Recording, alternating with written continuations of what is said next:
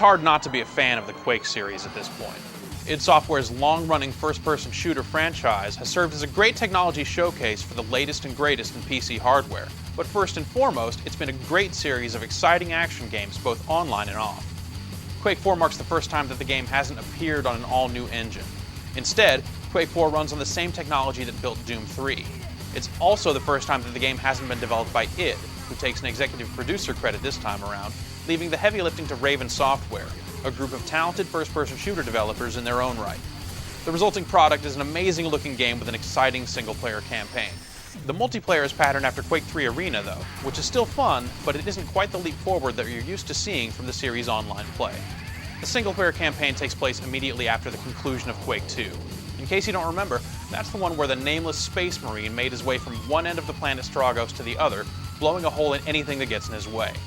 At the end, he defeats the enemy leader, known as the Macron. It was thought that this would put a stop to the enemy efforts, but really, it's only just thrown them for a loop. In Quake 4, you play as Matthew Kane, a Space Marine assigned to Rhino Squadron. With the Macron assumed dead, you're flying in there to mop up the rest of the enemy forces and put a stop to this whole human versus Strog thing once and for all. But, of course, things won't be so easy for you. Rhino's dropship gets blasted out of the sky, wiping out a lot of its men. You're left for dead, but manage to pick yourself up out of the muck, rendezvous with your squad, and get back into your mission of taking down as many Strog as you possibly can. The single-player campaign should take most players somewhere between 10 and 15 hours, depending on how handy you are with the weapons you're given. It's straightforward, but that doesn't mean it's simple. It means that the game has a focus. That focus is on combat, shooting stuff up with a variety of fun-to-fire weapons.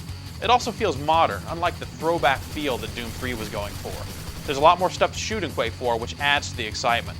The plot is just deep enough to keep you interested in your next objective. You'll make your way through waste systems, technology centers, and lots of other types of terrain as you go, and you'll move in a variety of ways thanks to the inclusion of a couple of vehicle levels. You'll pilot a hover tank, a mech walker, and man a gun for a shooting gallery sequence. The vehicle stuff is easy, but it breaks up the action pretty well. You'll also occasionally roll with a posse of other Marines. The AI-controlled shooters do their job reasonably well and manage to hit their target a lot more often than you're probably used to seeing from weapons not under your direct control. You'll collect a variety of weapons as you play. For the most part, you can rely on your trusty machine gun. It does a decent amount of damage, and as a bonus, it has a flashlight mounted on it. But over time, you'll add deadlier weapons to your arsenal.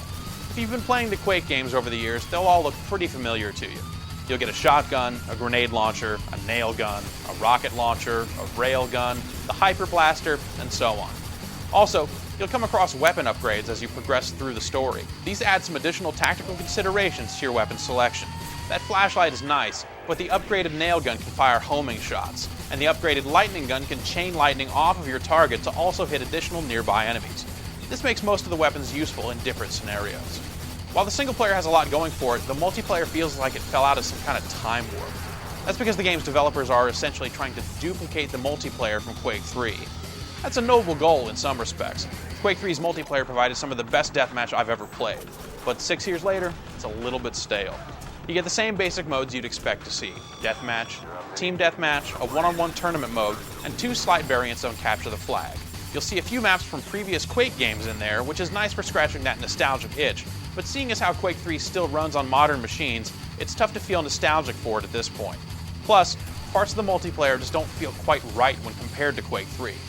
If you're just looking for Quake 3's gameplay with higher system requirements and better looking graphics, you've come to the right place.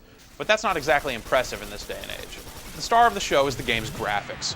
While Quake 4 isn't attempting to spook you by having enemies constantly jump out from the darkness, the game does darkness and shadows very well.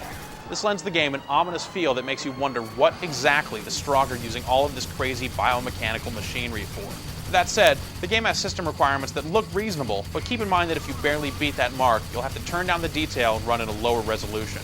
If you're on a pretty stout machine, you'll be able to enjoy the game's visuals a lot more. Overall, Quake 4 combines an exciting single-player campaign with multiplayer that's fun on its own, but taken contextually, it's been done better before.